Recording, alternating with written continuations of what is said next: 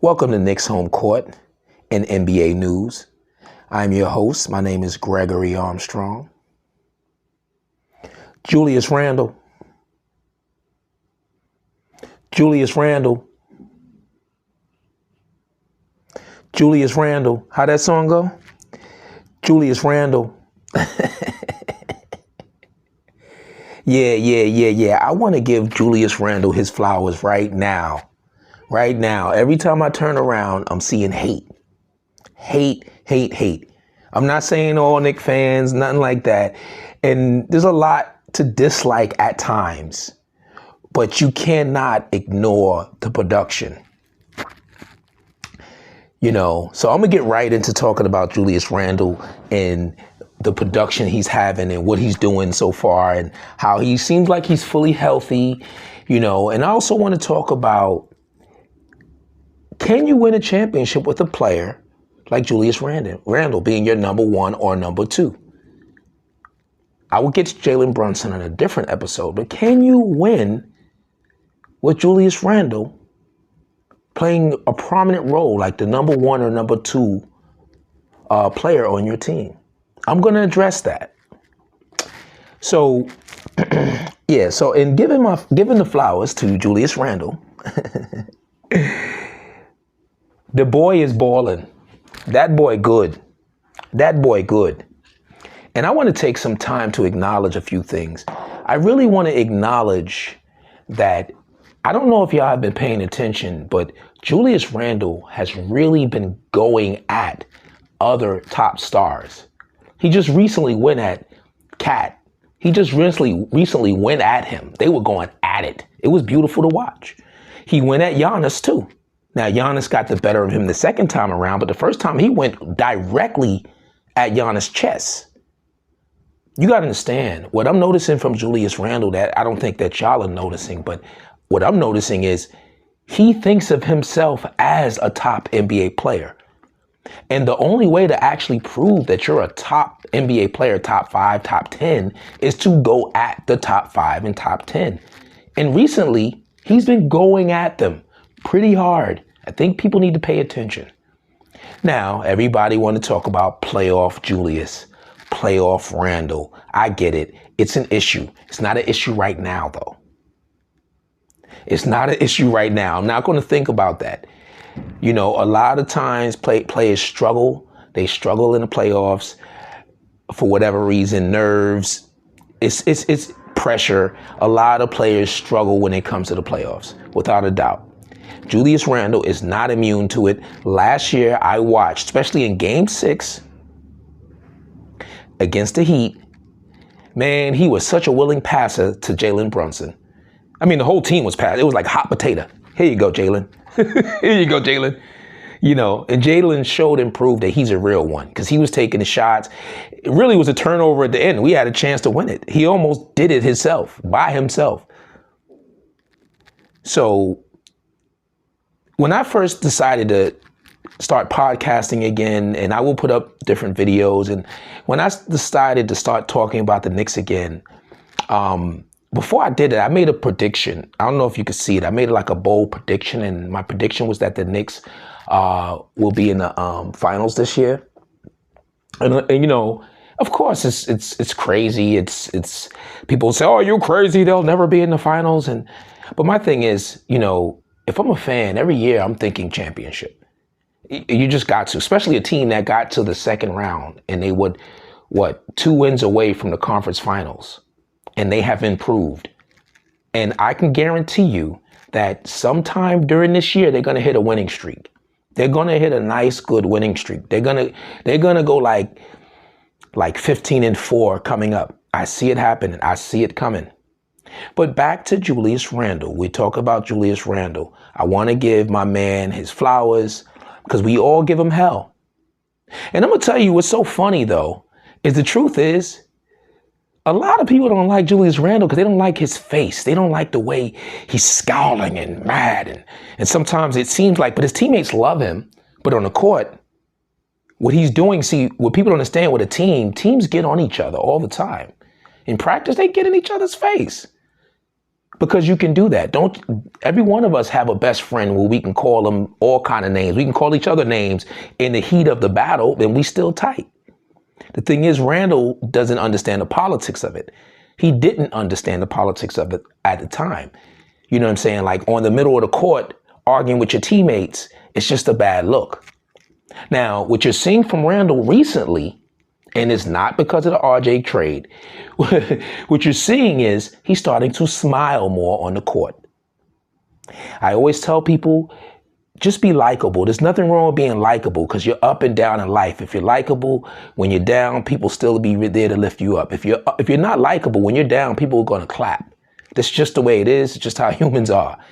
And the thing is, the last few games, you've seen Julius Randle smile, look excited, get into it, become a part of the New York lore. You know, he's getting into it.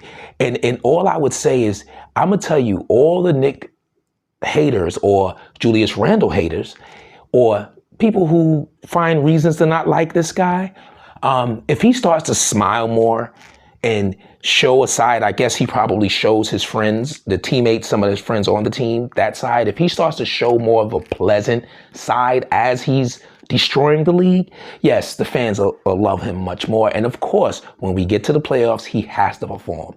He has to hold the line. He has to. But right now, I got to give the man his flowers. I got to give him his flowers. Yo, the last 4 games, Julius Randle's averaging 35 points a game. He is on a crazy stretch right now. You know, Embiid is balling out. But I'm telling you right now, if Julius Randle continues on this pace, you're going to have to start throwing his name in the MVP discussion. Yeah, I said it. Stephen A. Yeah, and I'm going to start having stuff on him too. Yeah, I said it. But I'm getting ahead of myself, obviously. Getting ahead of myself, but I just wanted to make sure that Julius Randle, that y'all, when you look at this guy, that you look at him with a certain amount of perspective. You know what I'm saying? Like he's damn near averaging, his Knick career, he's averaging more points, I think. I'm not sure. I have to look it up. But he may be averaging more points than Patrick Ewing. And this year, I mean, he's at 24 now. When he started off, he was at like 15, 17. He's at 24 points a game. Come on, man. Come on. Now, I want to get to the second part of what I wanted to talk about here. Can you win the championship with a player like Julius Randle, with the type of player? And I'm going to tell you,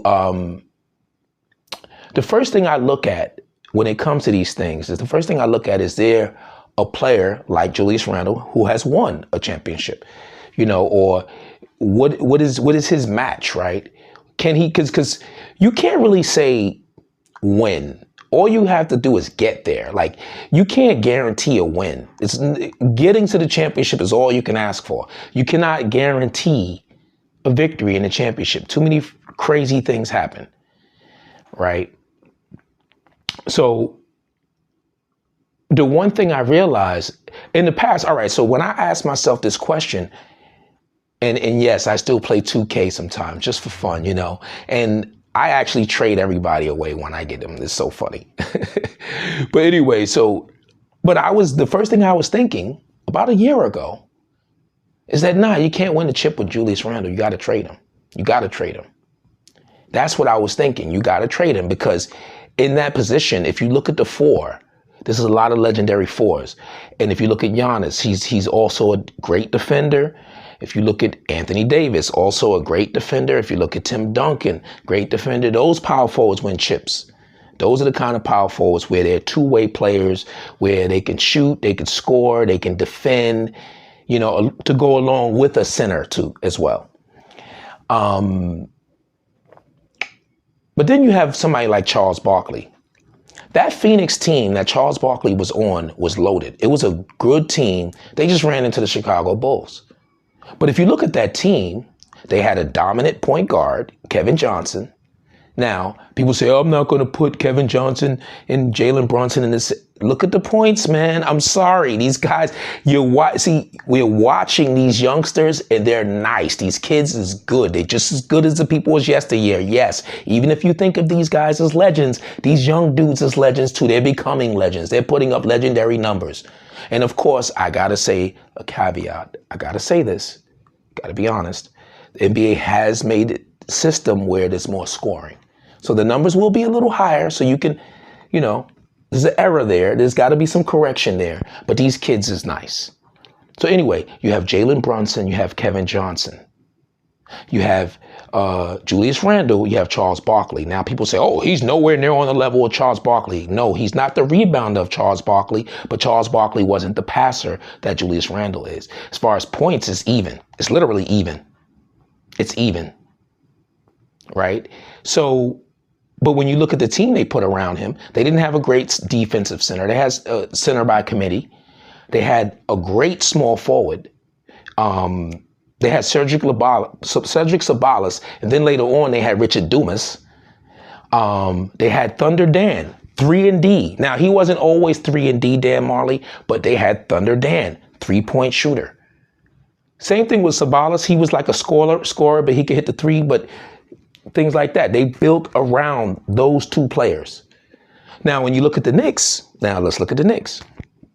You got Julius Randle, you got Jalen Brunson. You got Dante. I've been practicing his name, and I still think I'm a butcher it, so I'm just going to call him Dante. Right now, Dante, I was practicing your name, and I still butchered it, so I'm just going to call you Dante. Big Dante with the 3-point shooting. He's a 3-and-D hyper guy. He is our Dan Marley. You might as well say that, right? Then we have OG Anunoby, who I do, and now he wasn't, we have him.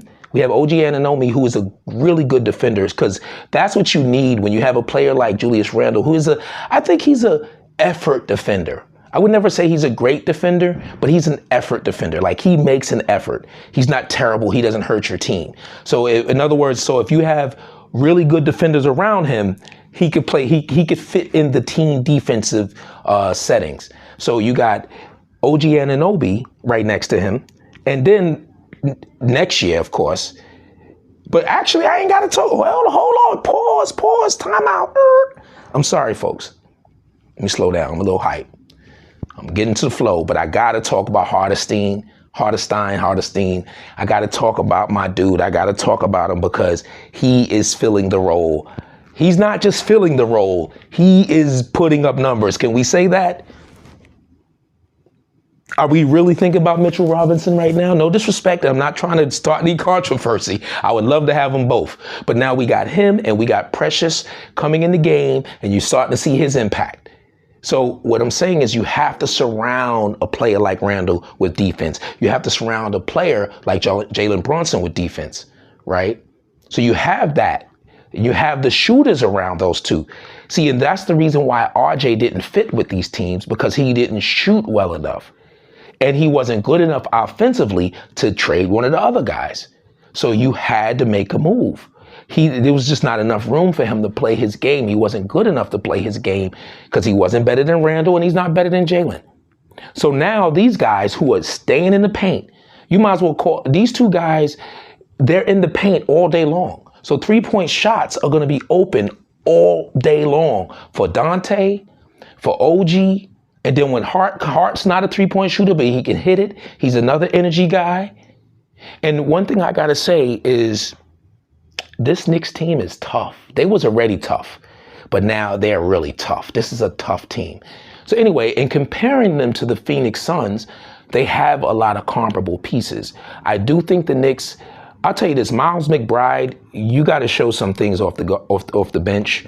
You have to score some points. You have to, Grimes, you're going to have to put up 10 to 12 shots a game. You have to put up some shots, dude. You have to do some creating off the bench. You have to. You got your room. You need to be that 15 points a game scorer off the bench. However, I want to say,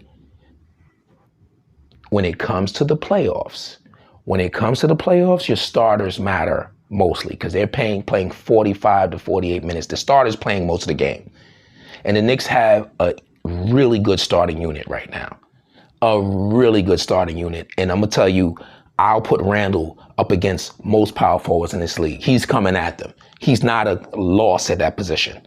And so is, and when he's on, and when Brunson's on, and them threes are clicking, and they're playing that D, see what I'm saying is they have the actual team that Thibodeau wants. Thibodeau wants this kind of team. And Anunoby, look for this. Now remember, one thing I could say about Thibodeau, small forwards, he develops them. Remember, he had Luol Deng. He was talented, but he helped develop him. He made him a two-way player. Same thing with Jimmy Butler. He knows how to develop those small forwards, and now he got OG Anunoby, a guy who's really capable of being a really solid NBA player, like a solid glue guy. Like I said, Iguodala wasn't a star any longer when he went to Golden State. He was like borderline, but he was very good. You can't sleep on that. You can't sleep on that. And this guy has won a championship already. You can't. So now let's look at their team too. Let's look at their pedigree. They have winners on their team. They have people who have won championships in their field. Maybe it was college, but they have winners. It's nothing like that, because when the going gets tough, Dante going to keep playing. Josh Hart going to keep playing. OG Anunoby going to keep playing. So we need Randle to keep playing. Keep playing your game. But like I said, if you think of that team, I see the similarities between the two. You know, I see the similarities. They're not a run and gun team. They're trying to run. They're trying to get out and run. But I do see the similarities between. That's the way I would build. I mean, you got to look at the past. So that's the way I would build around Julius Randle and Jalen Brunson. I would do that because and I just want to say something, and I'm going to do a video about it. Like Stephen A. and everybody's saying, you need stars, you need stars, you need stars, you need stars. You do. You need stars, and then there's teams like the Detroit Pistons with Chauncey Billups in it, who had like, Chauncey Billups was a star, but the rest of the team was like good. You know, Hamilton was good, but they were not the best players in the league. Nobody could tell me that. I watched that, but they had a cohesive unit of dogs that played together, tough, that won in various places, and you put them together and they had a determined mind to win. Those kind of teams win. That's why I feel like the Knicks should add more shooting, because shooting balances the playing field. When you don't have as much talent, but you got nothing but snipers all around, that balances the game. And if you notice lately, the ball movement, I ain't gonna front. The last 2 games, the ball movement has been sick. It has been crazy. If they continue that ball movement up, oh man, this team is good. This team is good. There was times when, against Chicago, I was watching the game, but they were looking like, damn, man, these guys, you know, you could see it in the other team's face. You know, these guys are good. They're pretty good. They out here balling. So anyway, you know, and please take time. I didn't say it. Please like, share, and subscribe. I want to keep this going, man. I want to keep it going consistently. I want to talk about different perspectives and things like that when it comes to the Knicks and the NBA. I want to also dispute some people like Stephen A. and their Mr. Stephen A. Smith. I want to be respectful this time around. But, you know, I just want to this is an open dialogue. So I will have a call-in show eventually where people can call in and we could just chop it up. We just chopping it up about the Knicks. I'm gonna be honest with you, families can listen, but this is not a family show because I cuss sometimes it just flies. So I let it fly. And you know what, if you call it and then the Knicks just won and you want to exalt and you happen to throw a curse out there, I ain't gonna kill you for that. I mean, like, listen, you know. But anyway, I just wanted to put that public service announcement out there. But again, back to the Knicks. So again, I do think that's the comparison. I give Julius Randle. But I think that fans, I mean, guys, like, we so caught up in winning the chip. You're not seeing, you're not enjoying what's in front of you. The Knicks have a good team, finally, a really good team. Like, there's no doubt this is a playoff team. This is a good team. After many, many years, there's no doubt in that this year. We didn't come into the season thinking, oh, are we going to make it? No, we know we a playoff team. We know we a 4 or 5 seed, maybe even better with a few bounces, right? We already know that. And I'm just saying this for the young Knicks fans, enjoy it. I was there when the Knicks were winning in 93 and 94 with Patrick Ewing. And guess what? Even though they didn't win, it's still some of the best times of my lives, young men, young people, young fans. I'm telling you, enjoy this ride. Enjoy. If you don't enjoy the ride and then they win the chip, I'm telling you, you're going to think back and be like, damn, I was so stressed about that end result. I missed the whole ride. Trust me, because the ride is the best part. I remember, I'll just give you a quick memory. I remember when I was, the Knicks were playing Houston, and I was so excited. And when the Knicks were in Houston, they opened up the Garden. They let us all come in and see the game at the Garden. We all watched. It was like 20,000 people in there watching the screen. The shit was incredible. So what I'm trying to say is, enjoy this, Knicks fans. Enjoy this player, Julius Randle. Because if he was doing these things on other teams, we would be like, why can't we have him? I remember before the Knicks had Carmelo Anthony, why can't we have Carmelo? We got Carmelo, we started hating him. This is what we do here. We booed Derek Jeter. You know, so this is what we do here. But it's all good. Fans could do what they want. They could do what they want. I have nothing against that. I just want to make sure, or just at least put it out there from my perspective, in my opinion. This boy, Julius Randle, this young man, he is balling. He is putting it out there. He is laying it all out there. And he's going at the big dogs in the league. He's putting them on notice. Right now, it's so cool because he's putting them on notice, but nobody's talking about it, which is cool because that means that the players he play against, they're not getting up for the game as much yet. But once the media starts picking up on this, if he continues on this torrid pace, then the other players are going to be ready for him. But he's already going at them. And can I say, that ball movement has been delicious. That ball movement has been great. They whipping that ball around. And I got to say, I know I don't think they had a problem with RJ Barrett and Quickly. I don't think they had a problem. But I know one thing. This team seems a lot happier right now. All right. In other NBA news, I'm just going to throw this out there real quick. I'm going to say a couple of things. RJ Barrett had a good game the other day. Seeing him in a Toronto uniform, it actually didn't bother me. Seeing him actually, it felt good to me because I know he's from there. I'm actually, it's weird. At first I was like, damn, but seeing him in Toronto, he's really from there. He really reps that. That's his shit. That's his home. So it didn't really feel that bad seeing him there. And then seeing Quickly also, you know, it's 2 games. They won 2 games.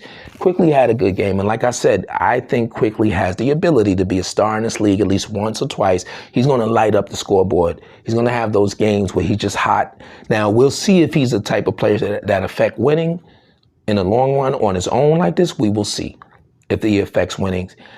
And but RJ definitely hit that free throw line, and he could hit that free throw jump shot, and he could become a star. Also, I just want to give props to Joel Embiid with his triple-double coming back from injury. Joel is balling, man. And I just want to give myself a pat on the back because I said in a podcast that Joel Embiid will win the MVP. I was wrong. He won it the year later. Anyway, it's fun. It's fun, guys. You know, I appreciate the comments. Put the comments in the comments section. I'm just having fun with it. You know, this is going to be a good year. It's going to be a good ride, Knicks fans. And I really do believe, I'm telling you, it's just a feeling I got. The Knicks are going to make it to the finals. I don't know how. Maybe somebody's going to get hurt because that happens. Things like that can happen. I don't wish injuries on anyone. Or it just might just be because remember last year, nobody thought the Bucks was getting eliminated by Miami, right? The team, like that's one team I think the Knicks don't match up well against. The Knicks don't match well up well against the Bucks. They don't match well up. They don't match up well against the Bucks. I don't want to see them. But for some reason, Boston never scares me. Philly doesn't scare me. And those are the only 3, Philly, Boston, and Cleveland. I don't care about their regular season record. We could smack them again. So my thing is like, oh, and the Heat. The Heat don't really scare me It's just that the Heat are just good. See, the Heat to me remind me of the Knicks a little bit. Like, they don't have the top tier talent like the other teams. Butler's a good player. Bam is a good player, but they just have the system. They have the cohesiveness. They have the coaching. That team is dangerous. That team is always dangerous. But anyway, again, giving Julius his flowers. He's been playing well. I expect him to go wrecking ball on the league now, because now he's going to have the spacing. And I expect the same thing for Jalen Brunson. Enjoy the games, guys. There's going to be some losses too. We got a big game coming up, so let's see what happens with that one. And this has been Knicks Home Court and NBA News with your host. My name is Greg Armstrong. Please like, share, and subscribe. I'm going to keep it coming, baby. Peace.